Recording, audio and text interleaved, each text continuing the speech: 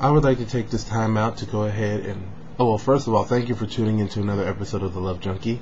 And I wanted to do a video and direct it at anyone who might be up and coming, young and in the lifestyle, meaning, you're gay and trying to, you're having a hard time accepting who you are or whatever.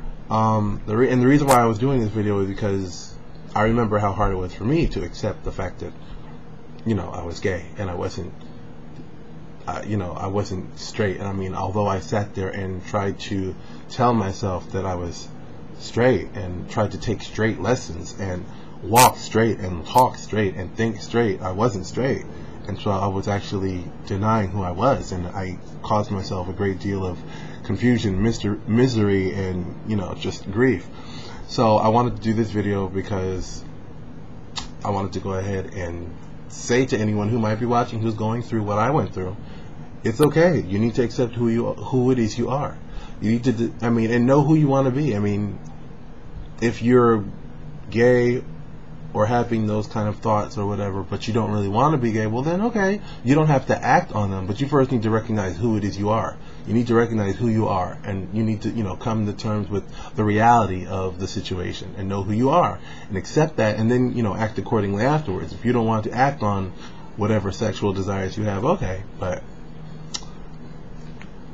you at least need to know the truth about who you are. And also, in saying that, the flip side of that, those of us who know who we are, especially young, at a young age, it's okay to be proud of who you are and, be adamant about, I'm not changing who I am, this is who I am. But you also need to do so with a sense of wisdom, with a little bit of wisdom. If you are extremely flamboyant or whatever, okay, but you need to know that you are in a world where it's not safe all the time to be openly gay or be flamboyant.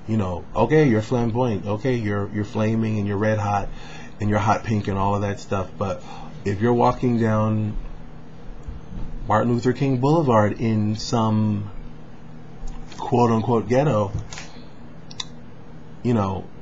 yes, you are who you are, but know that there are people who are who they are, and who they are is they don't like gay people. They don't like quote-unquote faggots.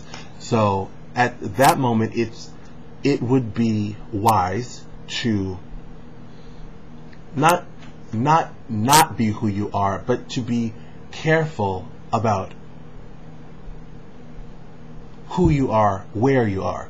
Meaning, okay, you're gay, but you're not in the area, you're not in a safe area for gay people. That said, act accordingly, And I say this because, I had to learn this too, but I also have someone in my life who is having a hard time understanding that, and understanding the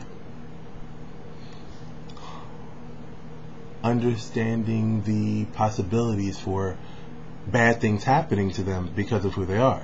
So I thought I would do a video and go ahead and try to explain to anybody else who might be going through the same thing, who might be watching and need someone to tell them something like that, because not all of us have someone to look out for us and tell us things like this. Some of y'all are probably looking at me like, "Where did he shut up?" He does. But for all of those, for every single one of you who might be looking at me and thinking that, there might be just as many looking at me and be like, "Oh my God, wow, I never thought about that. I didn't think about that." And there's this young man who I just recently came in contact with who needs to be thinking about that, because they're so bent on being who they are, they're not aware of the fact that just because you are who you are doesn't mean the world has to be okay with it.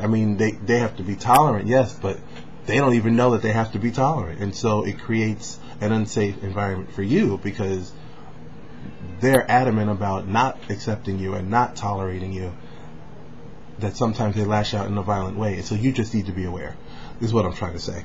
Okay, thank you for tuning into another episode of The Love Junkie. Until next time.